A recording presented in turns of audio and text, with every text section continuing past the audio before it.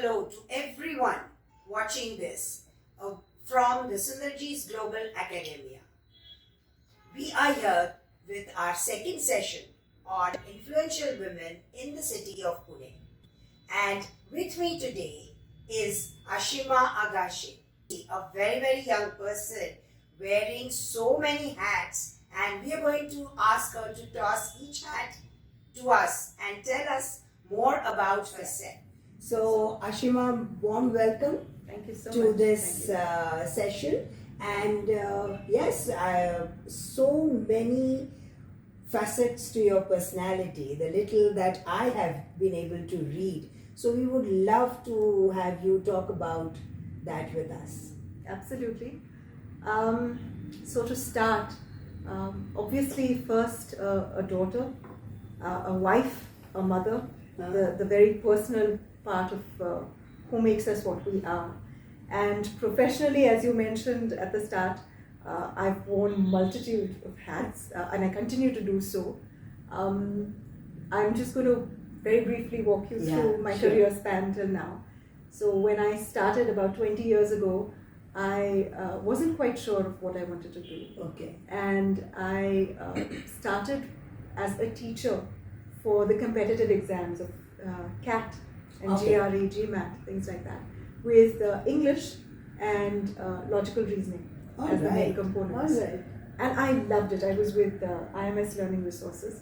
I loved the job. It was fun. It was with students, some of whom were older than I was at that time.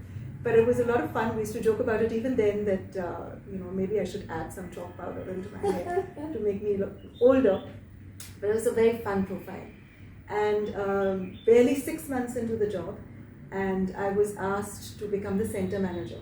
Okay. So there was a sudden switch from teaching and academics to administration. And I wasn't sure if I could do it, but since they showed that kind of confidence in me, I said, well, why not? And I loved that part of it as well. And when you feel that, oh my gosh, things couldn't get any better, my husband had, he used to live and work in the US. So before we got married, he had an idea for a particular product, a concept. And while I was with IMS, he had applied for a particular competition which was organized by IIM Ahmedabad. Okay. And that was for innovative products. And when we participated, he won. It was the first time IIM had conducted something like this. And he won. And so suddenly the proposition in front of us was to quit our jobs and move to IIM, where we would be incubated and given a chance to see, the product through. Okay. So exciting. Very exciting, very different. And I think it was the only time in our lives where we weren't bogged down by any other decision. No kids on the scene. So we said, we're young enough. If not now, then when? So we both quit our jobs and we moved there. So it was goodbye to education and administration and suddenly looking at legalities and things like that. After coming back from there, we were at IIM Ahmedabad for almost a year. After coming back from there, I had a fantastic offer from Symbiosis, where they were looking for somebody to set up their international office on lines of how international offices work in universities abroad. Okay. Again, something I had never done, but I was incredibly excited about the profile.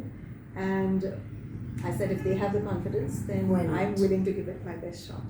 And that whole journey was a very exciting one. I was mentored beautifully by Dr. Muzumdar himself. Oh wow! And his daughter, special. Dr. Vidya, both of whom I incredibly admire, because there was a lot to learn, through all of that. And then I got to a point where there was a lot of pressure from the family, in particular from my father-in-law, saying that if, in the case of Symbiosis, somebody like Dr. Vidya could, who is professionally a gynecologist, could leave her line of work and come to help her father, then you are equally, yes, you are equally much. So that's prompted the next shift. Yes. So after that, there was no saying no to the man. And I said, I don't know anything about our family businesses of industrial constructions. Okay. So absolutely no professional qualification there. But he said, you join us and I'll teach you the ropes. So the first, I think 6 months went in just keeping my mouth shut and observing. And then taking notes very vigorously, learning, going back, like a little child to school teacher. Back to school. And asking him, but I didn't understand this, but what does this mean? And things like that. And then gradually we got to a point where I started picking up a lot. Mostly the profile was HR and admin, which it has continued since the past 10 years.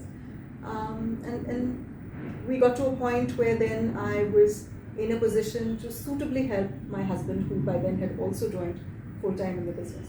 So yeah, that's been the progress. Yes, so that's been your journey. Yes. So far. Yes. Right. And then you decide to join an organization that believes in giving back to the society. Absolutely. Yes. So how did that come about? So that was also, there's a very interesting backstory to that. I come from a family of Rotarians. All right. My dad and uncle are Rotarians. Their dad was a Rotarian. So I think somewhere along in me, there was always the thought that at some point of time, I want to be able to give back to society. And instead of trying to do it individually on my own, it makes more sense to be part of a large worldwide organization, where at least then your efforts, are going in the right direction. So, of course, the toss-up between how will I dedicate that kind of time, and I still have young kids, was there. But I think it just sort of falls in place. Once you make up your mind, you end up making the time for it. Yeah. So, the decision to join something, a social organization, and dedicate your time, like you said, was because you already had a background in that. So, what makes you think that you will bring forth a positive impact through this? Are you seeing results already? Absolutely, I am. Okay. I am. I know it's not even probably as much as causing a ripple in an ocean, but it's the first drop. And for me, I think within a short span of 3 or 4 years, even that drop counts. Yes. So initially, when I started, I knew that I want to be able to dedicate as much time as I can, at least if not anything else, attend all the meetings, get to know how the organization itself works, on the macro level as well as within the club on the micro level. And once I started doing that, for me, I've always been very fond of working with children. And I feel that I bond very well with them. So because of that, the role that I've taken up for this year is related to the youth. Okay. So for me, that was a very big deal. I have seen that kids respond positively to me. I'm okay with going off the, set track and saying that, okay, fine, let's do things a little differently. Okay. So I think once the youth sees that somebody else believes in them and is willing to give them a chance, that's where their leadership starts to emerge. Okay. So for me, I feel that's what it means. Yes. So, and what is the socio-economic background then of the children the youngster? I correct myself, it's the youngsters we're talking about, right? Yes. Yes. So the youngsters, about their socio-economic background, or does that make any difference at all to the work you do? Of course, it makes a lot of difference. So unfortunately, because we've gone through COVID times, the past 2 years has been, very, very challenging.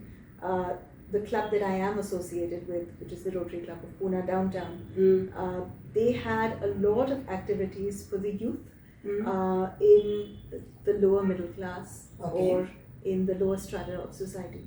So the idea is that if we can encourage children coming from those backgrounds, if we can identify and nurture leadership in them, that goes a really long way. Unfortunately, when schools closed down, the schools that we were associated with did not have the means of online schooling. Okay. So we weren't really able to take up any activities there. Having said that, that's what gave us a chance to really nurture the children from the Interact Club of Sundarjis, as well as we were able to form a different Interact Club, which is a community-based Interact Club, the first of its kind in the district of 3131 of Rotary. Okay. So, and the reason behind that was that these children said that what's stopping us if we have the means, then and we have access to technology, which enables us to stay safe and still manage projects. Why shouldn't we? Yes. And to me, that was amazing. So yeah. And now that you mention Sundarjis, I'm aware that you are working with the special children. Yes. At our school for special children. Yes. And we hear great things on our side also in the being a part of the school. Right. But what is it when you talk about it to other Rotarians, to other clubs, or maybe elsewhere in the country? Yeah. How do you get this? What is the response? I feel like a proud mother when I speak about those kids. It's just so amazing when they take up a project. They're so enthusiastic about it. Even if they don't have the information, then they'll find out. They work really hard towards it, which is not different from how anybody else should treat any other project. You may not know about it, but you need to research, you need to find out, you need to accept that, okay, I don't know enough about this. And then ask for help. I think that's a huge, huge difference between what I see in so many other aspects. That people will say, I can only do this much. Well, true, you can only do that much. But maybe if you reach out and ask for help, a bunch of you together can do a lot more. So what I see with us Sundarji's kids is that they plan the project and then they get in touch with us and then they'll say, you know what, we want to do it, but we want to do it this way. Now how do we go about it? So we put our heads together, we figure it out, and it's so much fun. That's inspiring. That's perception. Absolutely. And it brings forth something that children are so accepting. Absolutely. And as adults, we are the ones, who put ideas in their head. Yes. And I guess really spoil the whole show, if I may say that. Right. So this has been your journey into social work, into education, and looks like you've been able to marry the two, education and your social work. And both are going on simultaneously. And we can see that you're really enjoying what you're doing. Absolutely. You said you were in international education also, right? So where do you see that happening in our country? With the various boards that we have, with the NEP happening and all of this, where do you see that going? I think the fact that we've come out with a new education policy is a big hurrah and thumbs up for our government, because coming after almost 30 plus years, it's a very big deal and it was needed. At some point of time, we are going to have to find a way to put it all together and stop saying that, for this section of society and that section of society, things should be different. It will take time, true. It will take a lot of learning and relearning for a huge section of the education industry, but over time, it has to happen. Another thing that I've realized in the past year is that actually education in itself is changing faces completely. Yes. So we're no longer looking at a singular, bachelor's degree or a master's degree. No specific programs. It's more of micro-stackable units. So where if today I decide that I would like to know more about a certain field, I can go ahead and take up a course. And distance education, COVID taught us that. Yes, online education is possible. We can, if you have the desire, it can be done. So we are definitely going to be on the map, the global map for education. Right. Yes. So to close this segment of our session, you are coming across as someone who's supercharged. Don't remain that way. I think I just let everything that comes to me come without putting any barriers in front and say that, oh my gosh, not this, I don't know. I'm okay to say, I don't know anything about this, but I learn, which is a big deal. I have young kids, you mentioned I'm not that old, but energy I've seen from the people around me is very subjective. Okay. So for me, I've realized that the more I take on, the more improved my sense of time management becomes. And the more I realize that, okay, this wasn't so bad. I don't need to be intimidated by it. Yes. Yeah. So great. So that's a lesson, definitely. Let things come. Yeah. We'll handle it as they come, Absolutely, right?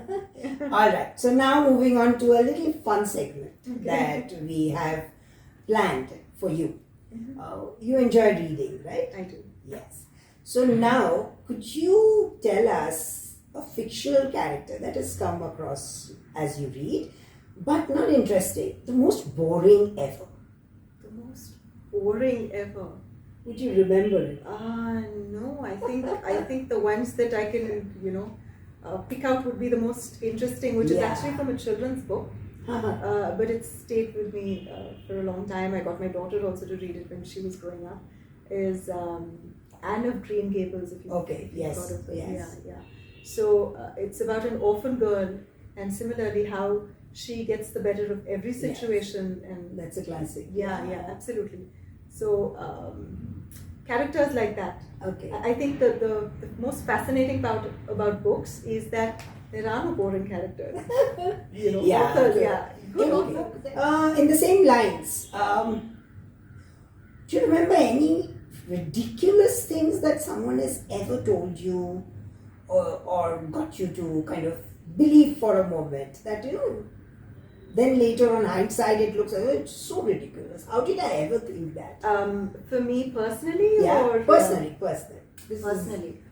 A lot of times, and I think this comes possibly with age, that you tend to disregard it.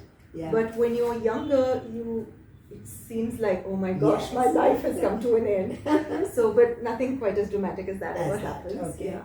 A lot of times I've had people tell me, you can't do this. I've had people tell me that you're a girl. Disqualified because you're a girl, you're too young, things like that, and basically try to pull you down and discourage you. So ridiculous, not from the sense of bizarre, but ridiculous from the point of view that had I believed them, I think my life would have been very different.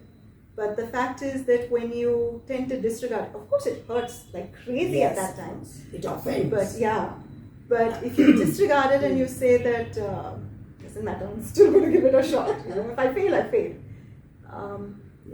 It makes for a very interesting and different road altogether. Yes. What's the next adventure for you? The next adventure? The next hat.